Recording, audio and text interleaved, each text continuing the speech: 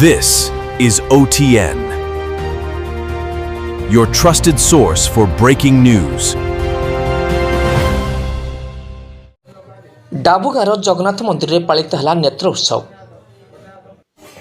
नवरंगपुर जिला डाबुगा जगन्नाथ मंदिर में आज दिन 12 घटिया समय पालित होइछि नेत्र उत्सव। आउ 2 दिन पर पवित्र रथयात्रा।